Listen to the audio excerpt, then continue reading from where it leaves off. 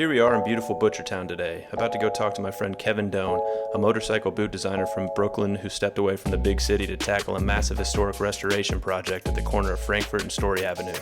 What was once a Civil War-era bar and inn on the edge of a young and blossoming Louisville, Kentucky, is now being restored and built back up into a myriad of boutique short-term rental spaces and collaborative retail office space. The building's nestled into a booming Butchertown neighborhood experiencing a renaissance of movement and changes, with the new Louisville City Stadium and the Waterfront Botanical Gardens just a short walk away. Let's take a behind-the-scenes tour of how this project came to be.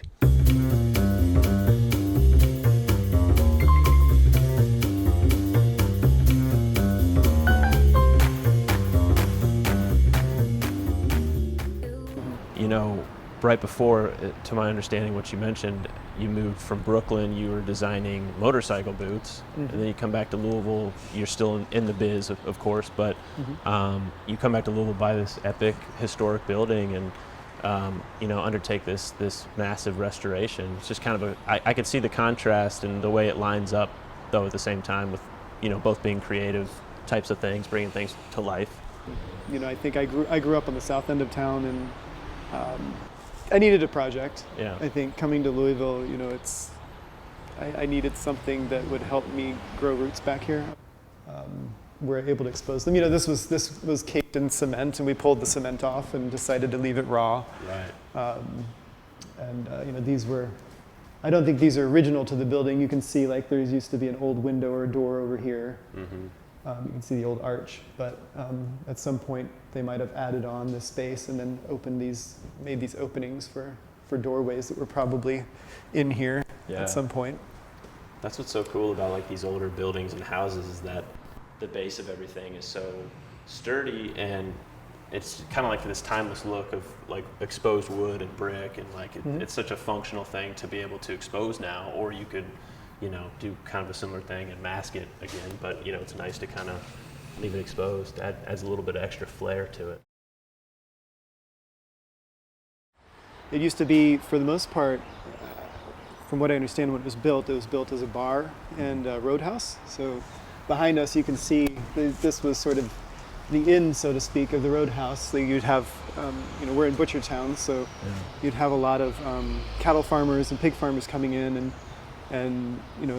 coming into the city, needing to stay here a night, basically, and they'd stay in a place like this.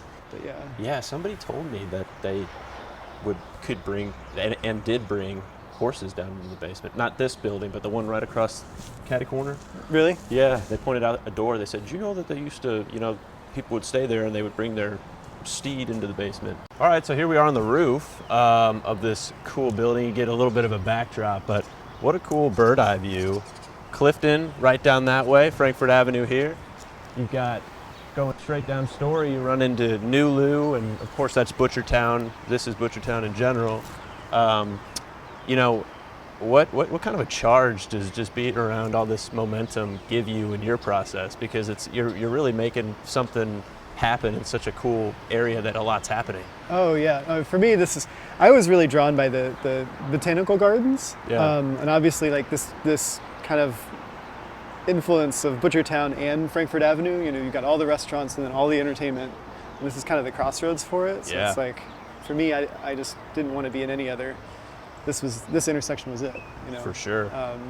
So I think that was a big selling point. Yeah. Absolutely. It's so cool. And it's a little community. It's like Mayberry, actually, because this little strip of Story Avenue, it's its own part of Butchertown. Right. 1600. You've got really the church here, and everybody knows everybody on the street. Yeah. So Kevin, we are down here in the basement now, and what a cool place. Look at this. Look at the stone just lining all the walls. And you were saying that whenever you inhabited this house, it did not exactly look like this down here. Oh yeah, when we first started renovating, this was basically dirt floor. Underneath the dirt was a layer of bricks, and then the stone, you couldn't even see the stone. It was just layers of mortar and lime scale. Yeah. So we had to come in and chisel and power wash and retuck. So cool. Yeah. And didn't you mention that potentially through the grapevine you heard that this was maybe a stop on the Underground Railroad? Yeah, I heard again from the previous owner of Linden Hill. Yeah, that was the case with this location. Yeah. I'm not sure what part it played, but Right.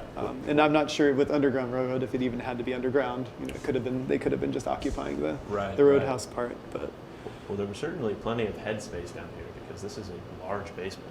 well, it's a little bit more. We've dug about a foot of dirt out here, so Okay. I think it used to be a little bit higher. But yeah, there's a lot of headspace in here. Yeah. The building next door used to actually have a basement similar too, and to get around that, what I talked about with the sprinkler system requirement, they actually filled the whole basement in with gravel. Oh, really? They just imagine this whole thing just being filled with gravel, Wow. capped off with a layer of cement. Yeah, permanently, it's gone. That's crazy. Just lost space. Yeah. And you're planning potentially, because you mentioned Deca, it has that cool basement lounge. You know, you could do a lot down here, really. Underground shows, some sort of a speakeasy. Yeah. I mean, Deca has been a huge inspiration. I mean, there's like an ADA requirement and obviously like egress requirements to make that happen. But the idea of having utilizing this as a finished basement for some sort of a purpose that's shareable is definitely the long-term goal. Yeah, I love the idea of that. Yeah, just because it's such a cool space, cool feel. It's tucked away, it's hidden, but it somehow become the hottest place in town. Oh, absolutely, yeah. You come in the side door on Frankfort Avenue, like, maybe you pass by the laundry because the laundry's still there. I don't know, and all of a sudden there's like a little jazz band playing where we're standing. Yeah. I think that'd be cool. Yeah, order a $15 old fashioned. You're on your way. Yeah, absolutely. Cool. But it's a nice little hidden spot. All right, and last but not least, we're at the last stop. We're on top of these double stacked porches, these classic old beauties that you saw in the first scene whenever you're down in the courtyard. Figured this was a fitting way to close the video out. Kevin, thanks for having us, man. This is like just thank you guys for coming. Yeah, there's so many cool things at work here, and I just think it's got a really cool story. I'm excited to see it play out. Yeah, no, I love it when people want to know more about it. Yeah. And stay tuned, folks, because we're coming back for a post-interview whenever it's all said and done. So we're going to show you the before and the after. So, and with that being said, thanks for tuning in. See you next time.